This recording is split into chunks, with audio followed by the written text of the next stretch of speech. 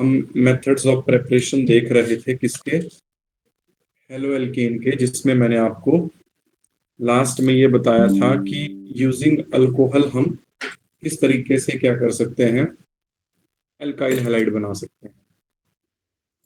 ठीक है जी। सो आज हम नेक्स्ट मेथड देखेंगे।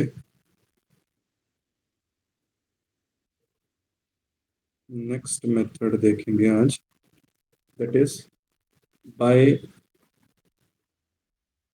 इलेक्ट्रोफिलिक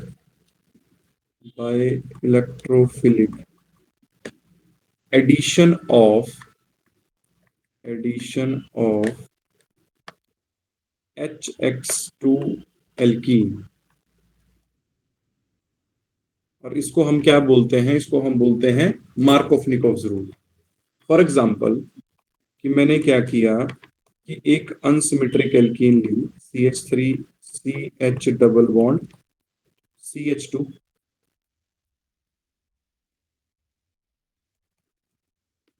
ठीक है जी। अब ये जो रिएक्शन होता है ये HBr की प्रेजेंस में होता है, ठीक है जी। अब ये मार्कोव-निकोव्स रूल है, तो HBr यहाँ पर अटैकिंग रिएजेंट है जिसमें दो पार्ट हैं, H पॉजिटिव और Br नेगेटिव। ठीक है, तो मार्कोव-निकोव्स रूल क्या बोलता है, during the addition to unsymmetric alkene negative part of the attacking reagent will goes to that carbon which has lesser number of hydrogen. तो देखो, जब ये डबल बॉन्ड टूटेगा तो इस अटैकिंग रिएजेंट के जो दो पार्ट है, एक H पॉजिटिव है, एक Br नेगेटिव है, तो नेगेटिव पार्ट इसमें Br नेगेटिव है, तो Br नेगेटिव कहां पे जाएगा, जहां पर लेसर नंबर ऑफ हाइड्रोजन होंगे, और H पॉजिटिव जाएगा यहां पर। तो क्या बन जाएगा, CH3 CHBr CH3।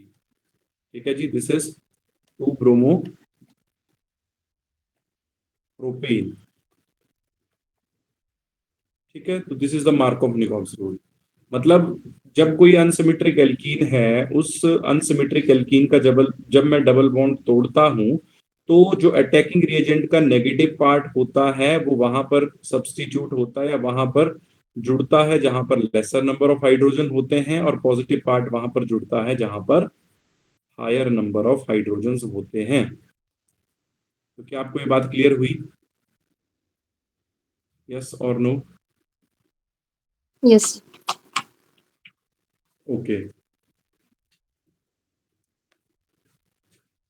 अब अगर इस रूल का उल्टा कर दो, जिसको बोलता हूं एंटी मार्कोव-निकोव्स रूल, तो फर्क क्या आएगा। देखो, जैसे मेरे पास ये एक एल्कीन है, अब मैंने इस एल्कीन का reaction again same attacking reagent के साथ कराया, HBr के साथ। बट अब HBr किसके साथ ले लिया मैंने, पर ऑक्साइड के साथ ले लिया। किसके साथ ले लिया जी, पर ऑक्साइड के साथ ले लिया। अब इस अटैकिंग रिएजेंट का रोल बदल जाएगा और रूल हो जाएगा एंटी मार्कोव-निकोव्स रूल। ठीक है, मार्कोव-निकोव्स रूल क्या बोलता था कि जब डबल बॉन्ड टूट रहा था तो अटैकिंग रिएजेंट का negative part lesser number of hydrogen पे जा रहा था, positive part higher number of hydrogen पे जा रहा था। अब इसका उल्टा कैसे होगा, इसका उल्टा मतलब negative part of the attacking reagent will goes to that carbon which has higher number of hydrogen. Rule उल्टा हो जाएगा पेरोक्साइड की प्रेजेंस में। ठीक है, तो अल्टीमेटली क्या देखने को मिलेगा, CH3 CH2 CH2Br। तो क्या बन गया मेरे पास ये product, this is 1 bromo propane, 1 bromo propane is formed. क्या आपको ये बात क्लियर हुई, यस और नो? सर दोनों में डिफरेंस ये है कि वो जो एंटी मार्कोव रूल है दैट विल व्हेन पेरोक्साइड की प्रेजेंस में होएगा। हाँ, अगर And देखो, अगर पेरोक्साइड लिया है तो रिएजेंट का रोल बदल जाएगा। जैसे अटैकिंग रिएजेंट मार्कोव-निकोव्स में क्या कर रहा था कि negative part lesser number of hydrogen पे जा रहा था, positive part higher number of hydrogen पे जा रहा था। अब मैंने क्या किया, रिएजेंट सेम लिया, ठीक है, बट रिएजेंट के साथ पेरोक्साइड ले लिया। तो पेरोक्साइड लेने से क्या होगा कि जो रिएजेंट का रोल होगा वो बदल जाएगा, वो उल्टा हो जाएगा। इसलिए इसको एंटी मार्कोव-निकोव्स रूल बोलते हैं।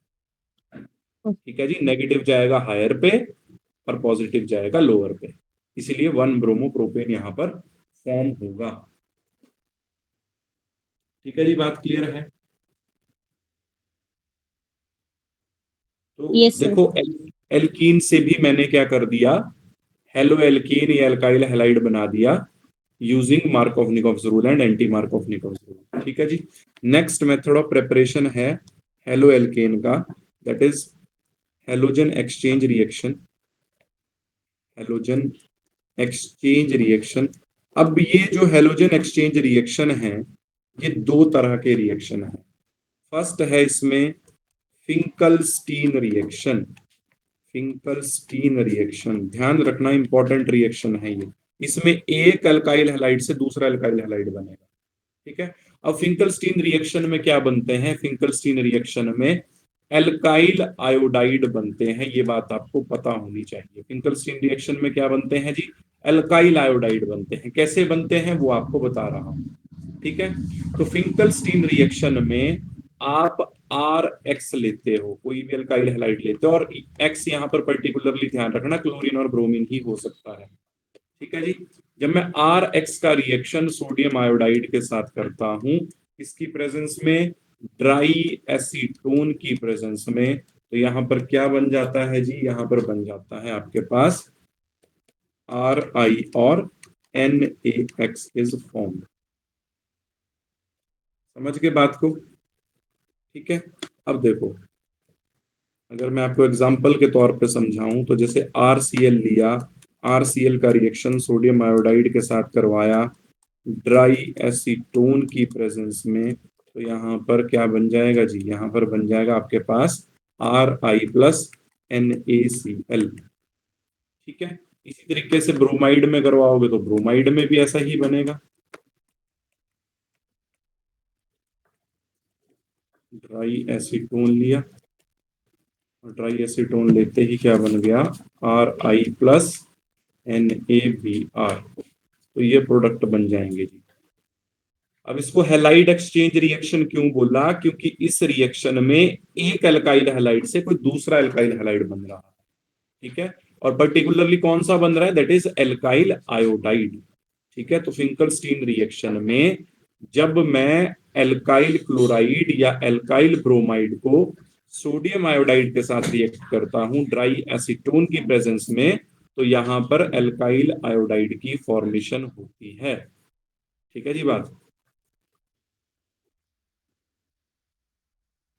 क्लियर है सबको ये reaction? Yes, sir. Okay. Next reaction is Swarts reaction. ये भी हेलोजन एक्सचेंज रिएक्शन है, स्वार्ट्स रिएक्शन। अब देखो स्वार्ट्स रिएक्शन में होता क्या है, इस रिएक्शन में एल्काइल फ्लोराइड बनते हैं। ठीक है। जब मैं एल्काइल, अगेन इसमें देखो एक्स क्या हो सकता है, इट में भी क्लोरीन, इट में भी ब्रोमीन। तो अल्टीमेटली मैं आपसे बात करूं तो देखो, जब मैं एल्काइल क्लोराइड या एल्काइल ब्रोमाइड का रिएक्शन AgF के साथ करूंगा, ये यहां पर रिएजेंट की तरह काम करता है, तो यहां पर RF बन जाता है अलोंग विद AgX। ठीक है। तो ध्यान रखना, स्वार्ट्स रिएक्शन में क्या बनते हैं, एल्काइल फ्लोराइड बनते हैं। ठीक है जी। स्वार्ट्स रिएक्शन में क्या बनते हैं, एल्काइल फ्लोराइड बनते हैं। किससे बनते हैं, क्लोराइड और ब्रोमाइड से। क्लियर हुई ये बात? अब यहां पर आप जो ये रिएजेंट है, इसकी जगह रिएजेंट और क्या क्या ले सकते हो, आप COF2 भी ले सकते हो, आप SbF3 भी ले सकते हो, वो रिएजेंट भी ये सेम रिएक्शन करवाएगा। समझ गए इस बात को? आपसे जस्ट इस तरीके का क्वेश्चन पूछा जा सकता है कि स्वार्ट्स रिएक्शन में क्या बनता है। ठीक है। आपको इस तरीके से क्वेश्चन दे सकता है, which of the following product is obtained through Swarts reaction. तो आप उसमें देखोगे कि कौन सा एल्काइल फ्लोराइड है, जो एल्काइल फ्लोराइड होगा that product is obtained from Swarts reaction.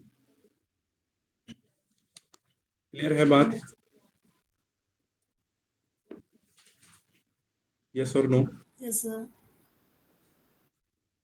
तो ये सारे मेथड हो गए आपके हेलो एल्कीन के। अब मैं हेलो एरीन के कुछ मेथड ऑफ प्रिपरेशन आपसे डिस्कस करता हूं।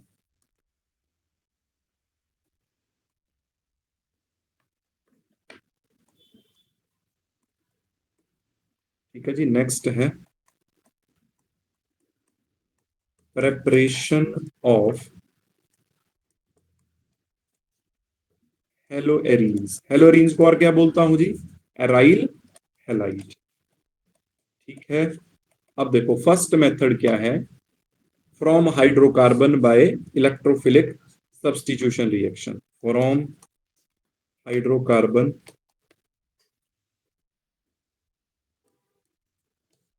Bye electrophilic substitution reaction.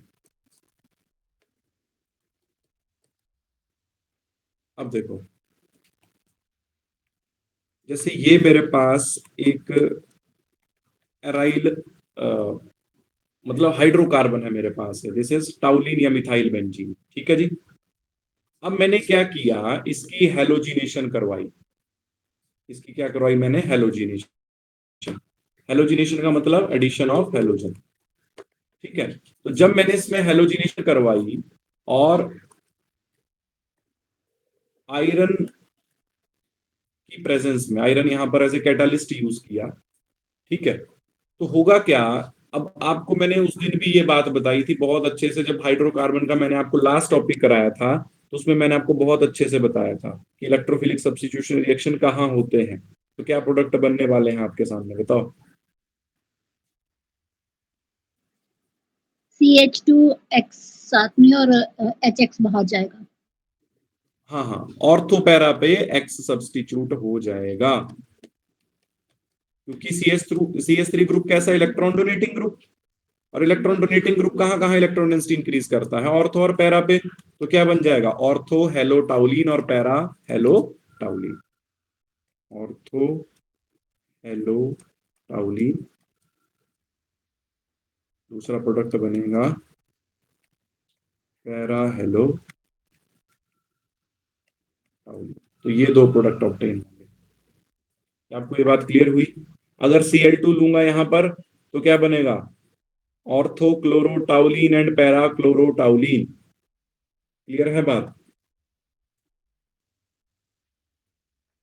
क्या आपको ये बात क्लियर हुई? यस और no? Yes sir. Okay, next है सेकंड मेथड। देखो, ऑर्गेनिक में आपको ना ये मेथड ऑफ प्रिपरेशन याद करने पड़ेंगे या याद रखने पड़ेंगे, आपके माइंड में होने चाहिए कि कौन सा प्रोडक्ट कैसे बन सकता है, और वो प्रैक्टिस से आएगा। ठीक है, अगर आप ऐसा सोचोगे कि ठीक है आज हमें पता लग रहा है, याद हो गया ये, तो ये एक हफ्ते के बाद आपके लिए नया हो जाएगा बिल्कुल से, है ना? तो आपको बीच में इसको रिफ्रेश करना पड़ेगा। From benzene diazonium chloride. और देखो बेंजीन डाइजोनियम क्लोराइड कैसे बनता है, पहले वो आपको बताता हूँ। उस रिएक्शन को बोलते हैं डाइजोडाइजेशन, सुना होगा आपने। तो देखो, दिस इज बेंजीन। अब बेंजीन के ऊपर अगर मैंने NH2 ग्रुप लगा दिया तो इसको बोलता हूं एनिलीन। क्या बोलता हूं इसको? एनिलीन बोलता हूं। तो जब मैंने एनिलीन का रिएक्शन सोडियम नाइट्राइट और HCl के मिक्सचर के साथ करवाया, आइस कोल्ड कंडीशन में 0 से 5 डिग्री सेल्सियस पर ये रिएक्शन होता है, तो यहां पर क्या प्रोडक्ट देखने को मिलता है? यहां पर प्रोडक्ट देखने को मिलता है N2 पॉजिटिव Cl नेगेटिव, जिसको बोलते हैं बेंजीन डायाएजोनियम क्लोराइड। क्या बोलते हैं इसको? Benzene diazonium chloride. ठीक है, अब इस बेंजीन डायाजोनियम क्लोराइड से मैं क्या बनाऊंगा? हेलोअरीन बनाऊंगा। ठीक है, ये हेलोअरीन इससे बनेगी, बेंजीन डाइजोनियम क्लोराइड से। ठीक है, तो मैंने आपको ये भी साथ में बता दिया कि ये बेंजीन डाइजोनियम क्लोराइड कैसे बनता है। ठीक है, ये एनिलीन से बनता है। तो अब देखो, जैसे मैंने ये बेंजीन डाइजोनियम क्लोराइड लिया, ठीक है, N2 पॉजिटिव Cl नेगेटिव, इसका रिएक्शन करवाया मैंने क्यूप्रस क्लोराइड के साथ, Cu2Cl2, साथ में ले लिया HCl, या Cu2Br2 क्यूप्रस ब्रोमाइड, साथ में ले लिया HBr। ठीक है, तो एक जगह बन जाएगा मेरे पास प्रोडक्ट दैट इज क्लोरोबेंजीन, और दूसरी तरफ बन जाएगा प्रोडक्ट ब्रोमोबेंजीन। ठीक है, और साथ में कौन सी गैस यहां पर निकलेगी, N2 गैस। साथ में कौन सी गैस निकलेगी जी, N2 गैस निकलेगी। और इस पर्टिकुलर रिएक्शन को मैं क्या बोलता हूं, this reaction is known as Sandmeyer's reaction. कौन सा रिएक्शन है ये, सैंड-मेयर्स रिएक्शन। ठीक है, तो सैंड-मेयर रिएक्शन में क्या बनता है आपके पास, क्लोरोबेंजीन और ब्रोमोबेंजीन बनती है। क्लियर है आपको ये बात, यस सर। यस और नो? ओके, नेक्स्ट देखो आइडोबेंजीन कैसे बनती है। जब मैं इसी बेंजीन डाइजोनियम क्लोराइड का रिएक्शन KI के साथ करता हूं, what is KI, potassium iodide, तो यहां पर क्या देखने को मिलता है, यहां पर बन जाएगा आपके पास iodobenzene along with N2 gas and KCl। ठीक है जी, आपको ये बात क्लियर है, यस और नो? अब देखो फ्लोरोबेंजीन यहाँ पे कैसे बनता है वो भी आपको यहीं पर ही बता देता हूं। ठीक है, फ्लोरोबेंजीन यहाँ पर किस तरीके से ऑब्टेन होता है। ठीक है, तो फ्लोरोबेंजीन के लिए मैं इसका रिएक्शन NaNO2 और HbF4 के साथ करता हूं, fluoroboric acid. What is HbF4, this is fluoroboric acid. तो यहाँ पर क्या बन जाता है, ये रिएक्शन हाईली एक्सप्लोसिव होता है, यहाँ पर फ्लोरोबेंजीन बन जाता है along with N2 gas and BF3, and the name of this particular reaction is Balz Schiemann reaction. ठीक है, बाल्ज-शीमन रिएक्शन में बेंजीन डाइजोनियम क्लोराइड से क्या बनता है, फ्लोरोबेंजीन बनती है। फ्लोरोबेंजीन सैंड-मेयर से नहीं बनती। ठीक है, समझ गए? क्या आपको ये बात क्लियर हुई, यस और नो? Yes sir. अब यहां पर देखो इसकी मॉडिफाइड फॉर्म है सैंड-मेयर्स रिएक्शन की, गेटरमैन रिएक्शन। उसमें कुछ नहीं करता हूं मैं, उसमें मैं बेंजीन डाइजोनियम क्लोराइड के साथ ही रिएक्शन करवाता हूं। यहां पर जो मैंने क्यूपरस क्लोराइड लिया ना, यहां पर कॉपर पाउडर लेता हूं।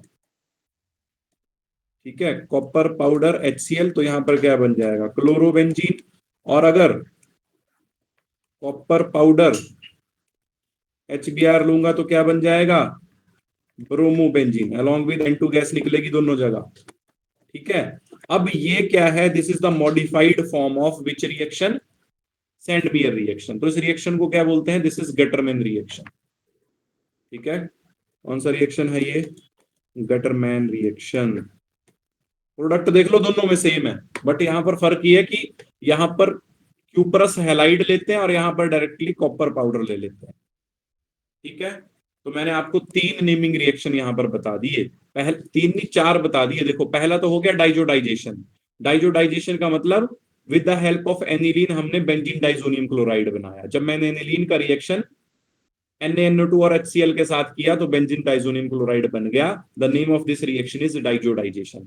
ठीक है, अब ये जो डाइजोडाइजेशन में प्रोडक्ट मेरे पास बना बेंजीन डाइजोनियम क्लोराइड, इसका रिएक्शन मैंने क्यूपरस क्लोराइड और क्यूपरस ब्रोमाइड के साथ करवाया along with HCl and HBr। तो मुझे क्लोरोबेंजीन और ब्रोमोबेंजीन देखने को मिली। नाइट्रोजन गैस जो है वो रिएक्शन मिक्सचर से बाहर हो गई, and the name of this reaction is sand-Myers reaction.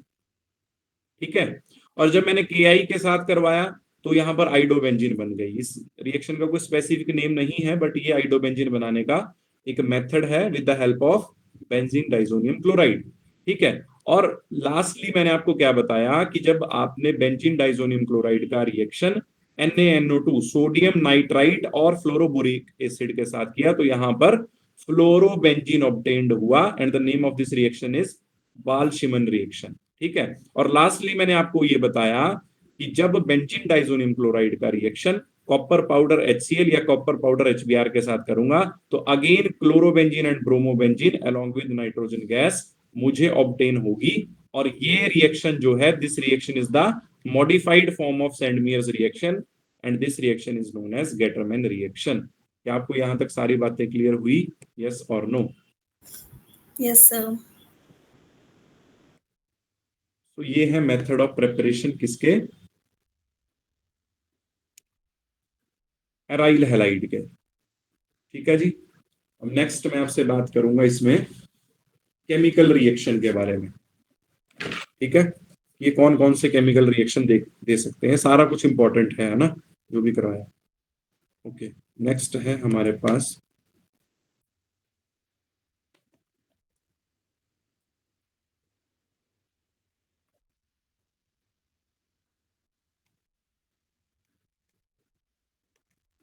Chemical reactions. ठीक है, तो ये कौन कौन से केमिकल रिएक्शन दे सकते हैं वो हम देखते हैं। ठीक है, अब देखो ये 3 तरह के रिएक्शन देते हैं। अगर मैं आपसे हेलो एल्केन की बात करूं, हेलो एल्केन की बात करूं या एल्काइल हैलाइड की बात करूं, तो वो कितनी तरह के रिएक्शन देते हैं जी? 3 तरह के। कौन कौन से? First is nucleophilic substitution reaction, nucleophilic substitution reaction. Second one is elimination reaction. Second one is elimination reaction.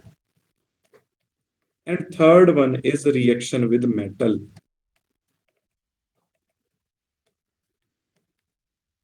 तो मैं 1 बाय 1 करके आपसे ये सारी चीजें डिस्कस करता हूं।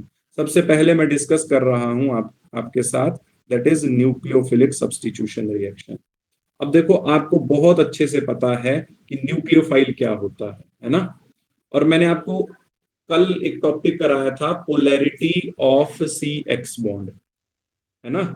मैंने आपको उसमें कल बताया था कि कार्बन और हेलोजन में क्या होता है, इलेक्ट्रोनेगेटिविटी का डिफरेंस होता है। जैसे ये मेरे पास कार्बन हेलोजन का बॉन्ड है, ठीक है, जिसको मैं सबस्ट्रेट बोलूंगा यहां पर। तो इस कार्बन हेलोजन के बॉन्ड में क्या है, पोलैरिटी है। ठीक है, तो देखो कोई nucleophile, nucleophile is electron rich species. अब आपको पता है कि यहां पर इस बॉन्ड के जो शेयर्ड पेयर ऑफ इलेक्ट्रॉन है वो किसने खींचे हैं? जो ज्यादा इलेक्ट्रोनेगेटिव एटम है। ज्यादा इलेक्ट्रोनेगेटिव एटम कौन है? यहाँ पर हेलोजन है। तो हेलोजन के ऊपर कौन सा चार्ज आया? Partial negative. यहाँ पर आया पार्शियल पॉजिटिव। तो न्यूक्लियोफाइल ने यहाँ पर अटैक किया और halogen as a good leaving group ये पूरा इलेक्ट्रॉन पेयर लेके यहां से बाहर हो गया। और प्रोडक्ट क्या देखने को मिला? प्रोडक्ट देखने को मिला कार्बन और न्यूक्लियोफाइल में एक नया बॉन्ड बन गया और halogen as a good leaving group reaction से बाहर हो गया। This reaction is known as nucleophilic substitution reaction. क्या आपको ये बात समझ में आई? यस और no? Yes sir. Yes, sir. क्या आपको ये बात क्लियर हुई सबको जी? बहुत इंपॉर्टेंट बात है ये। ठीक है, अब देखो, अब मैं कुछ रिएक्शंस यहां पर लिखता हूं। मान लिया कि मैंने RX ले लिया, एल्काइल हैलाइड, है ना। तो अब मैं उसके रिएक्शन आपको अलग अलग रिएजेंट के साथ करवा के बताता हूं। मान लिया एक्वस KOH है, तो यहां पर एक्वस KOH में कौन न्यूक्लियोफाइल होगा? कोई बता सकता है? एक्वस KOH में nucleo OH negative. OH negative, बिल्कुल सही बात है जी। तो देखो जनरल रिएक्शन आपके सामने ऊपर लिखा है, तो इट मींस कि OH नेगेटिव कहां अटैक करेगा? इस कार्बन पर, और X यहां से बाहर हो जाएगा तो क्या बनेगा? ROH और KX। क्या आपको ये बात क्लियर हुई? यस और नो? Yes, sir. नेक्स्ट, अगर मैं इसका रिएक्शन KCN के साथ करवाऊंगा, अल्कोहलिक KCN के साथ, तो बताओ KCN में न्यूक्लियोफाइल कौन होगा? आपको पता है, ऑलरेडी बता चुका हूं ये बात पहले भी। CN नेगेटिव, है ना। तो R और CN में नया बॉन्ड बनेगा, साथ में KX बाहर हो जाएगा। What is this? This is alkyl cyanide and the name of this reaction is nucleophilic substitution reaction. क्या आपको ये बात समझ में आई? यस और नो? Yes sir. अगर AgNO2 के साथ करूंगा तो बताओ यहां पर न्यूक्लियोफाइल कौन है? NO2 नेगेटिव ना, Ag पॉजिटिव। तो क्या बनेगा? देखो RNO2 बन जाएगा, साथ में AgX बाहर हो जाएगा। ठीक है, दिस इज नाइट्रो एल्कीन। क्या आपको क्लियर हो रहा है ये जो मैंने बताया? Yes, sir. Yes. ओके, तो देखो सर, नाइट्रोएल्कीन। सर मैंने एक चीज पूछनी है आपसे, जैसे आपने लिखा ना एल्कोहलिक केसियत, इस एल्कोहलिक वर्ड का तो कोई स्पेसिफिक मतलब होता है? जैसे एक का तो एक्वस होता है ना, एल्कोहलिक का क्या कंडीशन रहती है, क्या चीज होती है? अल्कोहलिक अल्कोहलिक का मतलब ये हो गया ना, एक्वस का मतलब हो गया कि मैंने वाटर को यहाँ पर सॉल्वेंट लिया है इस रिएजेंट को घोलने के लिए, क्योंकि जब मैं इनके ऊपर आयन डिस्प्लेस कर रहा हूँ ना, लिख रहा हूँ, जैसे OH नेगेटिव लिख रहा हूँ, K पॉजिटिव लिख रहा हूँ, तो वो किसी सॉल्वेंट में आयन आएंगे। तो यहाँ पर एक्वस का मतलब कि मैंने वाटर एज ए सॉल्वेंट लिया है और उस वाटर सॉल्वेंट में ये जो मैंने रिएजेंट डाला है वो इस फॉर्म में K पॉजिटिव और OH नेगेटिव। अल्कोहलिक का मतलब कि मैंने सॉल्वेंट यहाँ पर अल्कोहल लिया है, ठीक है, और उस अल्कोहल में ये K पॉजिटिव और Cn नेगेटिव आए हैं। Okay sir. जी, तो क्या आप सबको ये बात क्लियर हुई जो मैंने बताया ये? Yes, sir. ओके, तो देखो ये मैंने आपको बता दिया जी, न्यूक्लियोफिलिक सब्स्टिट्यूशन रिएक्शन। अब ये न्यूक्लियोफिलिक सब्स्टिट्यूशन रिएक्शन जो होता है वो दो तरह से होता है, एक को बोलता हूं SN1, एक को बोलता हूं SN2। तो वो आपको क्लियर तरीके से बता रहा हूं, तो प्लीज समझने की कोशिश करें, ठीक है। दो तरीके से होता है ये, एक को बोलता हूं SN1, दूसरे को क्या बोलता हूं SN2। SN1 का मतलब, वन का मतलब क्या होता है? यूनिमोलिक्यूलर। SN1 का मतलब क्या होगा? यूनिमोलिक्यूलर। N का मतलब न्यूक्लियोफिलिक, S का मतलब सब्स्टिट्यूशन। तो SN1 का मतलब हो गया यूनिमोलिक्यूलर न्यूक्लियोफिलिक सब्स्टिट्यूशन रिएक्शन। और यहां पर दो का मतलब होगा biomolecular, biomolecular nucleophilic substitution reaction. क्या आपको इतनी बात क्लियर हुई? अब देखो, अगर ये यूनिमोलिक्यूलर रिएक्शन है तो इस रिएक्शन का रेट किसके ऊपर डिपेंड करना चाहिए? कितनी चीजों के ऊपर डिपेंड करना चाहिए कि अगर अगर ये यूनिमोलिक्यूलर रिएक्शन है? Only one Rate rate. of- हाँ, so rate of this reaction will depend only on the concentration of alkyl halide। ठीक है जी बात। जबकि अगर SN2 में बात करता हूं तो रेट ऑफ SN2 रिएक्शन, अब कैसा है ये रिएक्शन? बाइमोलिकुलर है। बाइमोलिकुलर का मतलब कि rate of this reaction will depend on two things, that is concentration of alkyl halide as well as concentration of nucleophile। ठीक है जी, इतनी बात क्लियर हो गई? यस और नो? Yes, sir. अब देखो, अगर रेट केवल और केवल एक चीज की कंसंट्रेशन के ऊपर डिपेंड कर रहा है, अल्काइल हैलाइड के ऊपर डिपेंड कर रहा है, तो ऐसे रिएक्शन को क्या बोलूंगा? It is a first order reaction. It is a first order reaction. First order reaction क्या होता है? जिसमें रिएक्शन का रेट एक ही चीज के ऊपर डिपेंड करता है, ठीक है, और ये इसमें दो चीजों के ऊपर डिपेंड कर रहा है। It is a second order reaction. इतनी बात क्लियर है? यस और नो? Yes, sir.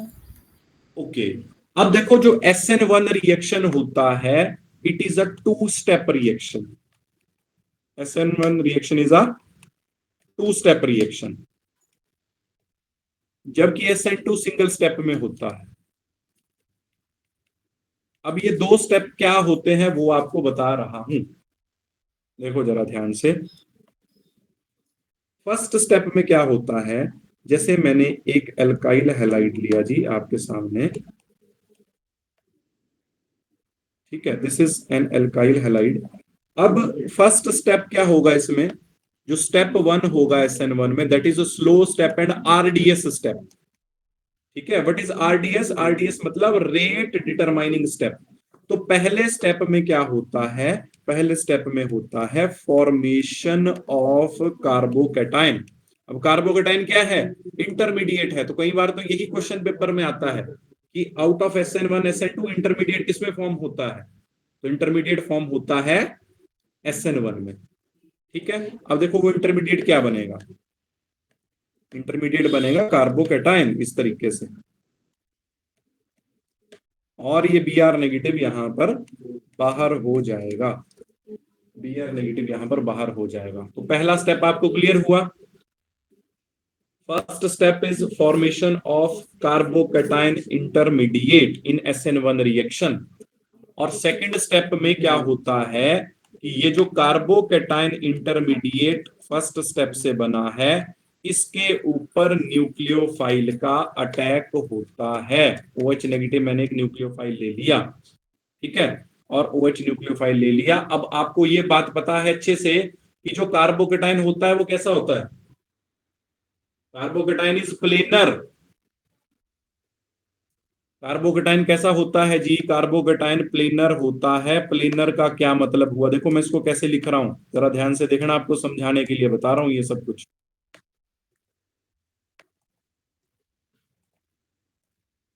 देखो ये कार्बोकैटायन है, ये कार्बोकैटायन के पास वैकेंट p ऑर्बिटल है और ये एक प्लेन में है ना, ये एक प्लेन में है देखो कार्बोकैटायन।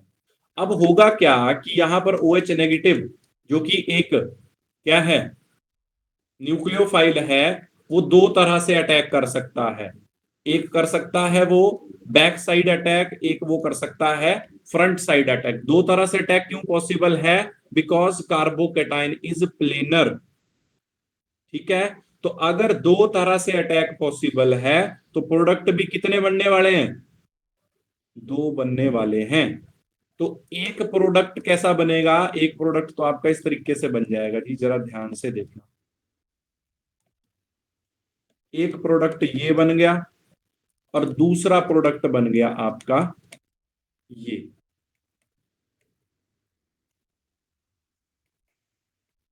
अब देखो जिस तरफ से आपका ये लीविंग ग्रुप बाहर हुआ, जिस तरफ से आपका ये Br बाहर हुआ, अगर उसी तरफ से आपका न्यूक्लियोफाइल भी आके जुड़ रहा है तो ऐसे प्रोडक्ट को बोलता हूं मैं रिटेंशन। ऐसी कॉन्फ़िगरेशन को बोलता हूं मैं रिटेंशन। और जिस डायरेक्शन से आपका लिविंग ग्रुप बाहर हुआ है उससे अपोजिट डायरेक्शन से अगर आपका OH जुड़ रहा है तो उसको बोलूंगा इनवर्जन, ठीक है जी। तो SN1 रिएक्शन में हमें दोनों चीजें देखने को मिलती हैं, 50% इनवर्जन, 50% इनवर्जन और 50% क्या देखने को मिलती है, रिटेंशन। और इस फिनोमिना को क्या बोलता हूं मैं, this is known as racemisation.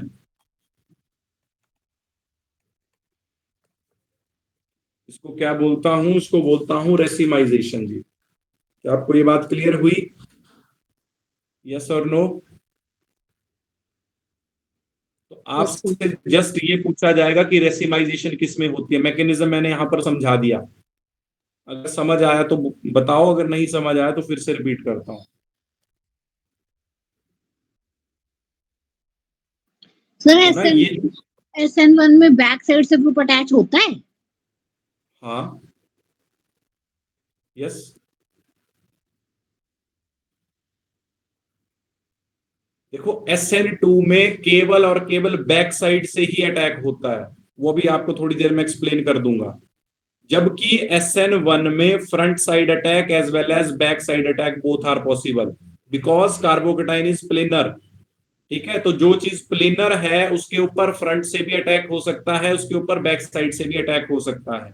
और अगर अटैक फ्रंट साइड से होगा तो मुझे रिटेंशन देखने को मिलेगी, और अगर अटैक बैक साइड से होगा तो मुझे इन्वर्जन इन कॉन्फ़िगरेशन देखने को मिलेगी। So retention plus inversion is known as racemization, ठीक है जी। तो क्या आपको इतनी बातें क्लियर हुई, Yes, sir. Yes, sir. Clear. Okay. अब देखो मेरे पास और भी बहुत कुछ है इसमें बताने के लिए, आपको वो भी बता देता हूं। अब देखो हमने एक चीज तो यहां पर ये देख ली कि SN1 में इंटरमीडिएट बना है ना, वो इंटरमीडिएट कौन सा बना, कार्बोकैटायन बना, है ना। तो देखो जो रेट ऑफ रिएक्शन होगा, जो रेट ऑफ रिएक्शन होगा वो 3 डिग्री का फास्टर होगा, मतलब 3 degree alkyl halide will react faster, then 2 degree, then 1 degree, then methyl. क्यों? क्योंकि आपको ये बात अच्छे से पता है कि अगर 3 डिग्री अल्काइल हैलाइड होगा, जैसे कि यहां पर कितने डिग्री का अल्काइल हैलाइड है, अगर मैं देखो आपके लिए इसको, आपकी कन्वीनियंस के लिए इसको इस तरीके से लिखता हूं, तो कितने डिग्री का अल्काइल हैलाइड है ये? कितने डिग्री का अल्काइल हैलाइड है? This is a 3 degree alkyl halide. अब 3 डिग्री अल्काइल हैलाइड से जो कार्बोकैटायन ऑब्टेन हुआ वो भी कितने डिग्री का ऑब्टेन होगा? 3 डिग्री का। तो इसका रेट फास्टर होगा क्योंकि इसकी स्टेबिलिटी ज्यादा होती है। ठीक है, तो rate of reaction 3 degree alkyl halide, फिर 2 डिग्री, फिर 1 डिग्री, फिर मिथाइल। ठीक है जी, ये बात क्लियर हुई?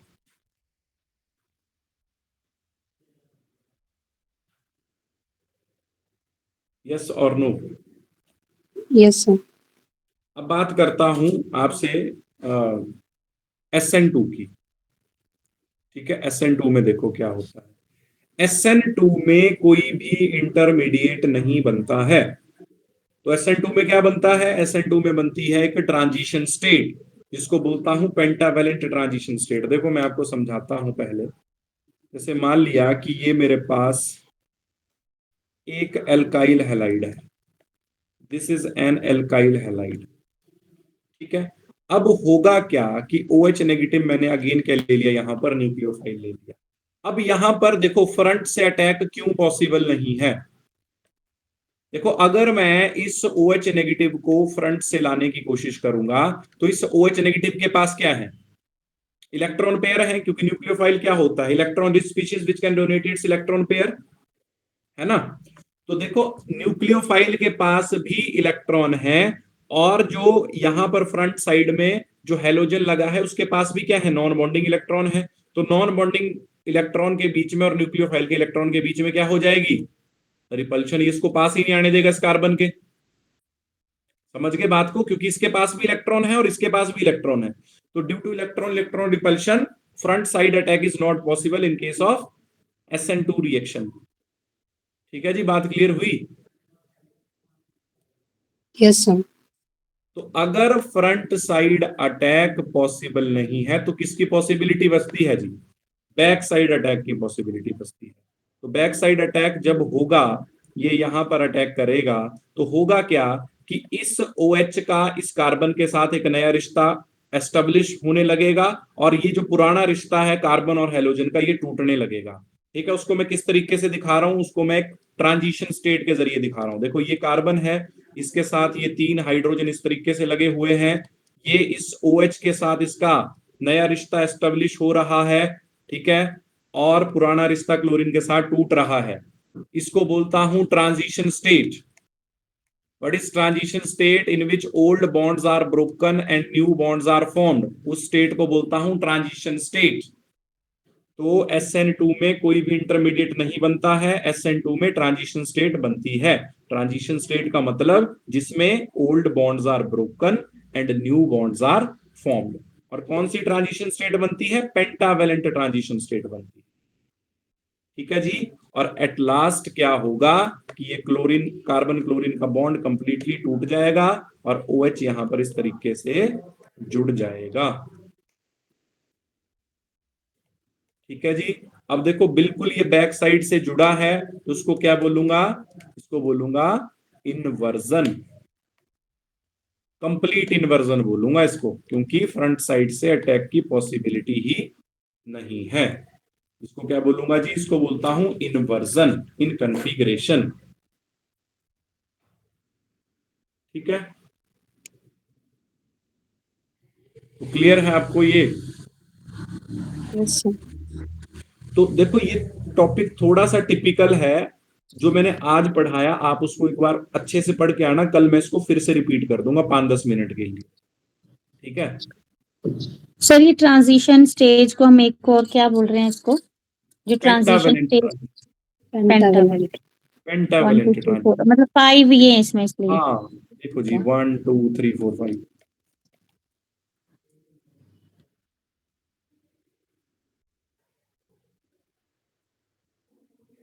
ठीक है, तो प्लीज आप इसको एक बार इस टॉपिक को अच्छे से पढ़ लेना। ये टॉपिक बहुत इंपॉर्टेंट टॉपिक है और इतना इजी टॉपिक ये नहीं है ना। मैं कल इसको फिर से चाहे आपके लिए एक्सप्लेन कर दूंगा। ठीक है जी, that's all for today. Thank you.